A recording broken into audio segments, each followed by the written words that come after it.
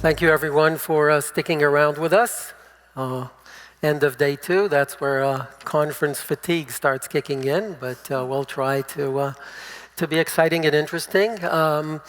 We have quite a panel here today, and we're going to try to cover some of the alternatives or the improvements to the existing, both I suppose, primary and secondary ways of bridging that gap that we're all talking about between the demand and the supply for these materials. We used to talk about it more in the context of mobility in previous years, but now it's pretty clear that digital infrastructure, battery storage systems for stationary, for the oscillating above the base load, we'll need a lot of that. We're talking about robotics. There's so many use cases that I think it's pretty clear that critical minerals are really critical. Maybe a brief intro, just starting from you, Dr. Holley. A little bit about yourself and where you come from, and then we'll start the question. We'll be going to the bottom of the ocean, the moon, Minnesota, and Colorado. I'm surprised to hear Colorado as the least exciting of those list. So I'm representing Colorado School of Mines, where I lead a large research group doing mining innovation across the mining life cycle. And I also represent that initiative more broadly across campus.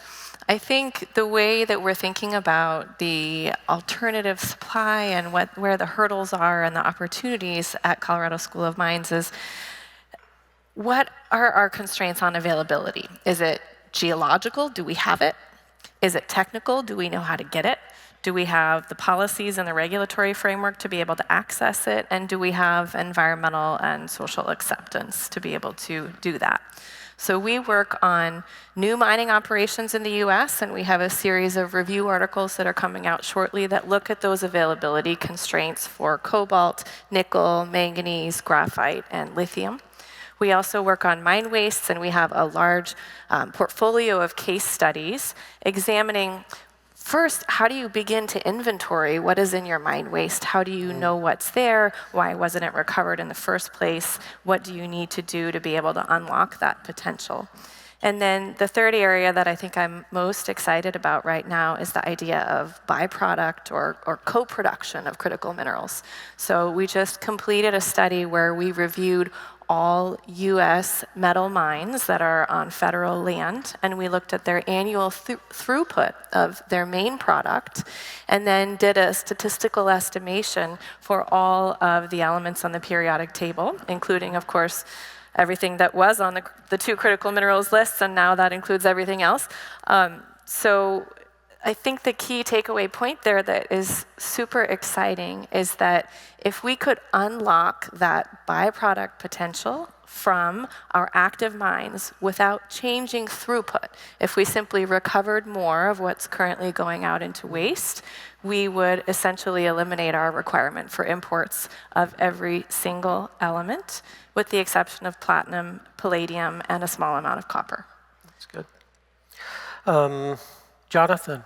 Yeah, I think. What are you solving for? Yeah, so Jonathan Geifman, CEO of Helios. It's an Israeli company that has developed the Helios cycle, which is a novel chemical process that can reduce low-grade ore and tailings, whether it's iron, nickel, cobalt, or many other transition metals and critical metals, in a way that is more cost efficient. Frank, we're say a few words about yourself, but one of the topics that was recurring here was rare earths. That's and right. Our dependency and how this is maybe the most critical of the criticals because of certain defense applications and so on. So sneak preview, Frank will be telling us how they are solving for that through an interesting leapfrog. But tell us a little bit about yourself and your company. How did you get started? Sure, thank you. I'm Frank Johnson. I'm the CTO of Niron Magnetics. We're a company based in Minneapolis, Minnesota. We were spun out of the University of Minnesota based on research that was funded by the RPE agency about a decade ago. We are commercializing the world's most powerful permanent magnet that doesn't use any of the rare earth elements like neodymium. Our magnet is based entirely on iron and nitrogen. And what was developed at the university and what we're commercializing is a method to manufacture those magnets from nanoparticles into bulk materials at scale. These materials, these magnets, have similar magnetizations to the neodymium magnet, so they can be used in applications that require magnets, not just electric vehicle motors and wind turbines, but audio speakers, sensors, phones. Magnets are actually used throughout the economy and enable a lot of the advanced technology that we use today. And I couldn't resist bringing some of our magnets to the stage. They're not polymetallic nodules, but these are, in fact, iron nitride nanocrystalline magnets. Yeah. So, from rust to magnet, is that a good slogan? Pardon me? From rust to magnet, yes, is that a good rust to slogan? Magnets, yes. We start with so iron there's also a oxide recycling angle here. Iron nitride and turn it into magnets. That's cute. Another topic that was recurring here was accessing the polymetallic nodules that we found seabeds in certain areas of the globe, which is mostly covered with water and not with land, as we know. It was controversial for a while. Maybe it's becoming mainstream and consensus now, but would you like to tell us a little bit about what the CIC is doing in that respect, and then we can dive a little bit deeper. That was a Freudian slip. Yeah, dive into it a little bit deeper. That would be my pleasure. I have failed to bring a nodule up on stage. If anyone has one, yeah. I'll hold it up so you can see That's what right. it looks Frank like. brought his magnet, and you didn't bring your nodule. That's, yeah. I'll remember for next time.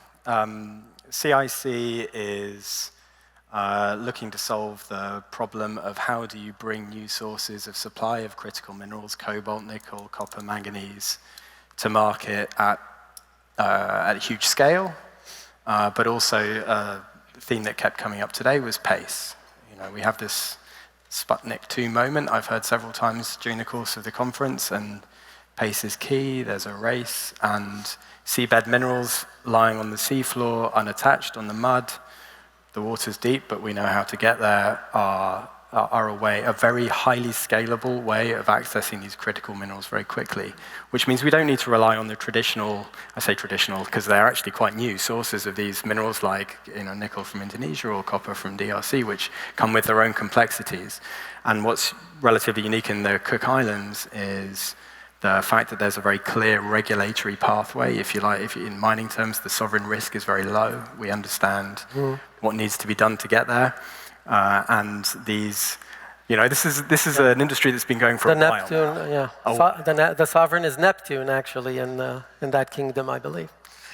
I beg your pardon? I'm saying that the sovereign, you spoke about lack of sovereign risk, so I said that the sovereign is actually King Neptune. Right. Yeah, quite so. So it's a sort of readily achievable, within 3 years, solution to the geopolitical risk. Can you just explain to us a little bit, and I'm asking this also in the context of the TMC announcement from last week. So there's the EEZ, right, the exclusive economic zone, and then there's the international waters. Yeah. How are they regulated differently? What's easier? There's some companies I understand that are looking in the international waters under one regime. Some are looking like in the Cook Islands within the EEZ. We just heard that the metal companies, TMC, was trying to ask for a direct license through the US regulators. Could you sort of clarify a little bit how is it regulated? How do you actually get started? My hinterland is working in the Clarion-Clipperton zone under the jurisdiction of the International Seabed Authority, and Madam Secretary General of the ISA spoke to you all earlier today and explained a bit about that jurisdiction and how it operates. I spent 10 years operating in that jurisdiction. It comes with a great deal of political complexity. It's a very political organ. Pace there has been slow, and I sympathize quite strongly with the metals company, which has evidently run out of patience. The Cook Islands is quite a different prospect. It's a sovereign nation. It has control of its own laws.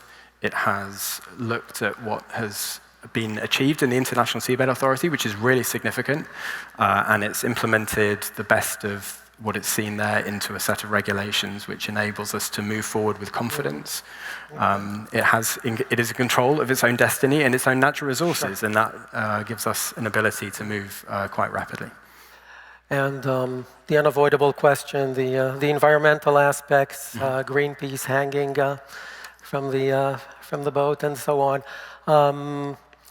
What's myth there? What's truth? How much research was done? What are your thoughts on that after being sort of on and around it for 10 years? I think, again, I can refer back to Letitia Cavalla's comment that $300 million had been spent on environmental surveys, which has got to be pretty unprecedented for any industry that hasn't actually started yet in terms of understanding the environmental context.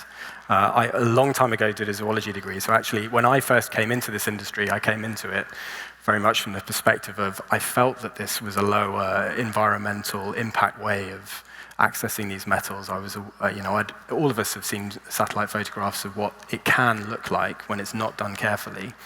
And I felt that the seafloor, which has got 3 orders of magnitude less biomass on it, it's not that nothing lives there, it's just what lives there tends to be very sparse and small, there's very little food input.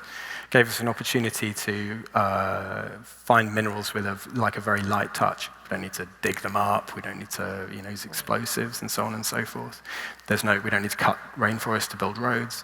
And so a lot of the investment over the past 40 years now, but particularly in the last 10 years, has been to understand that environment, not just what exists down there, but also how it's impacted by how it will be impacted by extracting these minerals. So there have been a number of tests where machines have been driven around, and we had an excellent presentation from Brian O'Malley this morning explaining one of those long-term tests, what the tracks look like 45 years after I used to work for Lockheed, what that machine did to the seafloor and how the animals have moved back in and recolonized it. And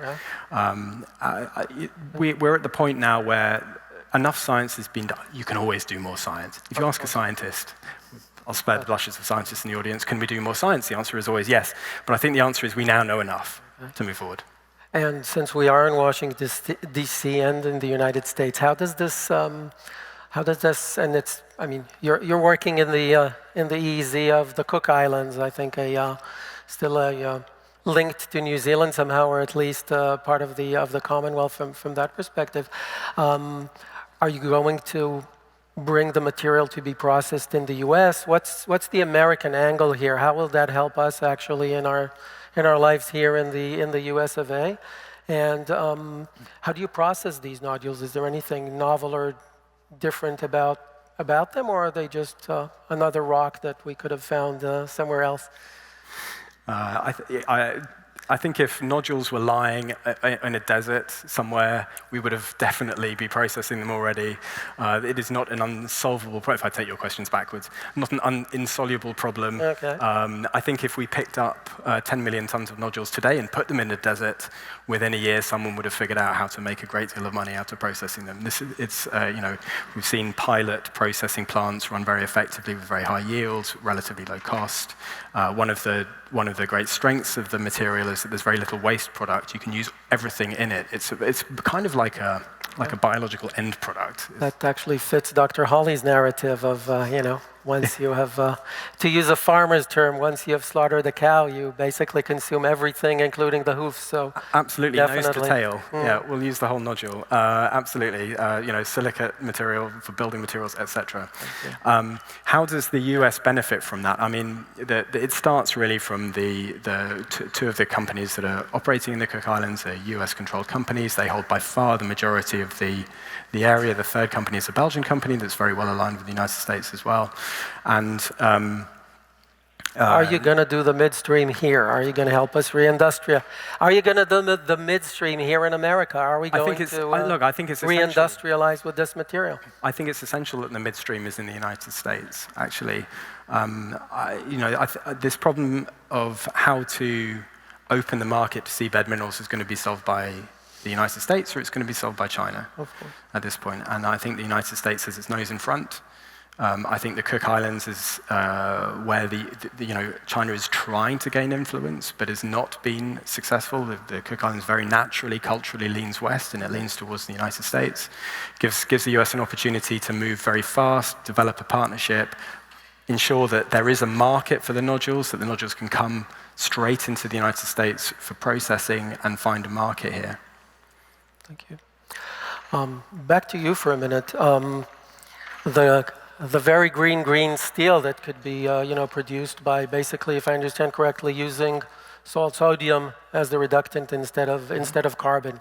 So all the smelting that we know of, mixing the ore with coal and and some sterile material and starting the whole process. This would be avoided if I understand correctly. Tell us a little bit more about how does that help us in terms of cleaning our supply chains and extracting more and reaching that 100% idealized recovery, and maybe also the anecdote on how you actually discovered that sodium is the best reductant. Yeah, how the process started. So the company started almost 7 years ago, and we actually started with the idea of producing oxygen on the moon.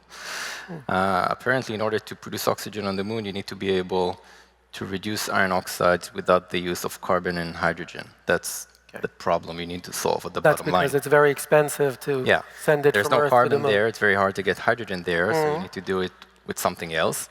And we came up with our process, the Helios cycle, which, as you said, basically uses sodium, metallic sodium, as a reducing agent.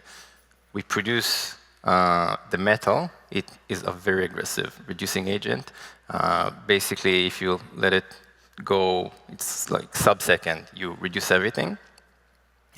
So you need to be able to control it, prolong it, but it fully metallizes the ore, and the process is also quite indifferent to the grade of the ore. Got it. Because it will reduce iron, it will reduce nickel, cobalt, chromium, manganese, many other metals. It will not reduce silica alumina, which are the two more abundant constituents in most ore bodies that you don't want to reduce if you want to reduce the respective metal. That means that we don't care what the grade is. We don't care if it's 70% Fe And that's including or 20% iron-bearing tailings and red mud dumps and everything. And you can also think of it from the perspective of significantly increasing your geographic scope from where you can get that material. Okay. So for example, today you have only 7 active mines in the US. With that technology, you can probably unlock several hundreds more. Okay. And we have tested material from some of these. I know it's not a KPI anymore, not as important as it was, but in terms of the carbon footprint, the steel industry is a big part of the global pie chart, if I remember correctly. Are you like up basically to 10%. solving for that? Yeah. So that piece of the pizza pie is gone if everything switches. Steelmaking is responsible for somewhere between 7 to 10% of humanity's carbon footprint. The two main contributors in that process are the iron-making part, the blast furnaces, and also the beneficiation at the mine site. So using that process can technically skip both. We can skip also most of the beneficiation process and reduce the iron without the use of carbon. Frank, back to you for a minute. Could you elaborate a little bit more about how, first of all, what TRL level are you? When is the commercial plant going to be built? What type of government support you have along the lines of various bodies that are supporting U.S. reindustrialization? And also maybe talk a little bit about the use case, the different applications we're using these magnets today for. And are you really offering a full substitute on all relevant applications, both civil, medical, defense, etc.? Could you walk us through that a little bit? Sure. I mean, Niron is a pretty successful example of a public-private partnership for the development of new materials technology. We were founded from government-funded work done at the University of Minnesota in response to the rare earth supply restriction back in 2010. And after that, the company was venture-funded for several years. And the thesis for the investors was, well, a lot of the scientific risk has already been spent down due to the government funding, so that made them more willing to take the risk in this technology. 10 years ago, we could just make a few nanoparticles. We couldn't yet make full magnets. And then moving forward, as we made more technical progress, we were able to get more private funding from strategic partners and corporate investors, as well as get additional public funding, such as another grant from ARPA-E, and then also funding from the Department of Defense, because both the defense and the commercial sectors are subject to the supply chain disruptions that that neodymium magnets are vulnerable to. The use case for the magnet is basically some application that transforms mechanical to electrical power, or the other way around. So a motor or a generator, a speaker is essentially a type of motor as well. The material that the iron nitride magnet is made out of is actually the most magnetic compound known. It had been discovered many decades ago, back in the 50s actually, and was the subject of scientific research for many years because it wasn't known how to make it in high enough purity and high enough quantity to be able to consider making a product out of it. That changed with the university work. Several scalable methods have been developed, and we're putting them into action in our pilot scale manufacturing plant in Minnesota, which is what the ARPA funding has supported. The other applications in the marketplace, basically, the consumer electronics market, automotive, speaker markets, the defense market uses rare earth magnets in very specialized applications, not a very high quantity, relatively speaking, but certainly high impact, and they're very sensitive to the source and supply chain of those materials. The magnet is not a direct substitute for or drop-in replacement for neodymium. It has a different balance of properties. In some cases, it actually outperforms neodymium quite a bit, like in the magnetic pull strength, because it is a very highly magnetic material. So part of our business is to inform and educate our customers how to use the material and make the best use of the balance of properties and optimize its use in their products. Going forward, we recently announced that we will be building our first manufacturing plant, full-scale manufacturing plant in Sartell, Minnesota, just outside of St. Cloud. And we plan to break ground on that sometime later this year. Dr. Holley, a question to you, since you represent the academia here as well, just about the future in terms of attracting talent and sort of, I suppose, making mining and industry cool again in the eyes of the next generation. Just as we kind of see giant autonomous trucks, controlled remotely. Mining for, and hauling iron ore in Australia. We see companies like Virai, Cobalt, Astera, etc., exploring with drones and satellites and using very advanced machine learning and AI tools to make exploration quicker with less false negative and less false positives and so on. We see innovation in processing. So much tech, so much innovation, and the ability, the right narrative. There's purpose. You're not just laying bricks. You're building a temple. How do we make mining cool again? How do we attract the young generation to sort of select to join what we're doing instead of, I don't know, become app developers? What's the key here? Are you seeing any change? We are seeing change. Workforce is a really important theme, I think, that touches all of the sessions that we've heard. The US only has 14 mining schools. Colorado School of Mines has been the world's #1 ranked mining school for a very long time, and I have just over 30 students in my class this year. We produce about 150 mining engineers every year, and that isn't going to be enough to be competitive. I've heard so many different numbers for China, and whatever number you choose, it's always a lot bigger than ours. I think it's a bigger country, so bigger population at least. It is. In terms of making mining cool again, I want to caution us against really switching the framing too much as we change administrations, because that doesn't necessarily overlap with the length of degree choice and degree pathway for a student. And In my courses, we unpack these different lenses through which we see the mining sector, and all of them are important, and we need to talk about all of them all the time. Otherwise, students get halfway through a degree and they think I signed on for this. And when environmental justice was cool and now it's national security, I'm confused, right? We need to tell the whole story, and that's what is attracting our students. I think they're very excited about the higher tech aspects that are coming into mining. I think they're thinking about mining in what we call extreme environments, whether that's on the seafloor or in space or in very deep underground mining settings. I think the part that we're not fully addressing is R&D. We heard from Frank about a great example of R&D that came out of the university system. In terms of policy, the Mining Schools Act would bring some funding to attract students, but that's really focused at the undergraduate level, and there are so many schools. It's a great step, but it's certainly just a drop in the bucket. I keep telling people this is a really interesting time to be in both mining and STEM higher ed. Right now, we have been told that we are not allowed to provide funding offers for the graduate students that would like to come in August. I've had 10 students apply. We've got so much work to do. You know, I told you we were just about to crack the byproduct potential of US mines. I need people to do that work. If it's going to come from the federal government, that needs to come soon, and we need to know that we can spend that money. We really need industry partnerships right now to help see us through this uncertainty, because I think we all know that mining is a priority in this administration, and we will expect to see mining projects funded at the university level.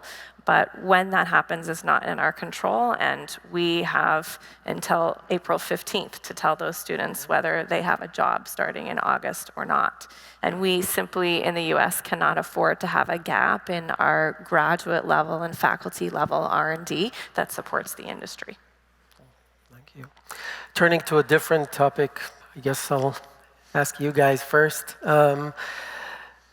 Innovation and raising capital. From your experience, and that's just following up on a discussion I had with a few fund managers in recent weeks, when we, within ourselves, kind of discuss business opportunities, innovation, etc., we think almost intuitively of innovation, tech, and doing things in a new and better way as a de-risking mechanism and something that opens up more possibilities. But from some feedback that maybe others have had as well, the people that actually do the sort of the very cold and analytical risk analysis sometimes actually view it as an additional risk on their endless list of risks on top of the usual project, jurisdiction, risks, etc. Is that your experience as well, or have you found that green steel, lunar oxygen, magnets made of rust instead of rare earths, there's a different approach to that? Are we scaring them off with all this innovation in tech, or are we giving them comfort? What's your experience from your Series A, B, and whatever you did so far? Whoever wants to start. We don't have a lot of time, but just kind of touch on that. So it depends on the stage, of course. We'll say that might have been easier 6 years ago, 5 years ago, something like that. Today is not that much, and at earlier stages when you approach VCs, the challenge is that 99.99% of them have no idea about mining and steel industry and the metal industry, so there's this cumbersome process of educating and providing them with experts that they cannot source by themselves in order to reach some sort of conviction. So it is a very big opportunity. Obviously, the steel industry is very big, and if you can come up with a technology that beat the unit economics of the blast furnace, then obviously it's a big deal. But then most investors will not know how to analyze this at the earlier stages. Later stages, yes, but then the problems are different. It's very CapEx heavy. Okay. Frank, what's your experience with that? Yeah, I mean, one of the reasons why the public-private model is so vital in this space is because, in addition to the non-dilutive capital that a public funding source provides, To your point about the expertise not being there in the venture capital industry, most VCs don't have someone they can call up about magnets, right? But when a government agency, invests in a new technology, that means that some level of diligence and review has been done. And so that further reduces the perceived risk towards commercializing the technology. I mean, you can't make money without taking risk, right? But trying to quantify that risk, especially at the early stage, is very difficult. So having that external source, whether it's just an expert who has spoken about the material or published work around the material, that is vital. And we're just really scratching the surface in what this material can do. It's at the earliest part of its development cycle. So there's a lot more work that can be done, a lot more R&D, and a lot more potential. Understood. And just remind us, in terms of TRL levels, technology readiness, where would you sort of place yourself? I would say we're 7 to 8, depending upon how you define TRL. And you, John? We are 5 to 6. Understood. Well, maybe we'll wrap it up with you. Fast forward 5 years, 10 years, 15 years. Are we going to see the equivalent of, I don't know, offshore rigs? Are we going to see a fleet of, you'll have to explain to us how exactly it's done in practice. How do you actually hoover them from the bottom to the vessel? But is it going to happen? Will it just proliferate and we'll have sort of these seabed mines, maybe a few of them around the world, some in the EZ, some in the international waters, some maybe near Norway, some near China? Is it just going to be a viable alternative that will proliferate and become a part of what we're doing? It doesn't feel like a great stretch of the imagination to envisage a mature deep seabed minerals harvesting industry in 10 years. It's been 10 years away for a long time. Yeah. It now feels for the first time 3 years away. Unusually in sort of a disruptive sector, it's not a technology play. When we rack and stack risk and we talk to investors about it, technology doesn't sit there as a risk. It's there's a systems integration task that needs to happen and a scale up, and it's an engineering task. The risk has been political. And what's changed now, and I think these things have come together for the first time in a long time, is that there's political leadership being shown here, actually, probably more than anywhere else, but also in some exclusive economic zones around the world, the Cook Islands and other places, which show us that people are now willing to consider that this is necessary and it needs to happen soon. And so from my perspective, 3 years we could see low rate production, possibly less even. And moving forward, we could be seeing full rate production within 5 years and diversified operations. Are there any bottlenecks associated with equipment, just with the shipyards building fleets that are compatible? If you wanted to build every ship in the US, you'd have a bottleneck, but there is shipbuilding capacity around the world. It can be done. Thank you very much. Do we have a few minutes for questions, or no? Okay, so we'll wrap it up. Thank you very much. I hope it was interesting, and yeah, thank you all for having us.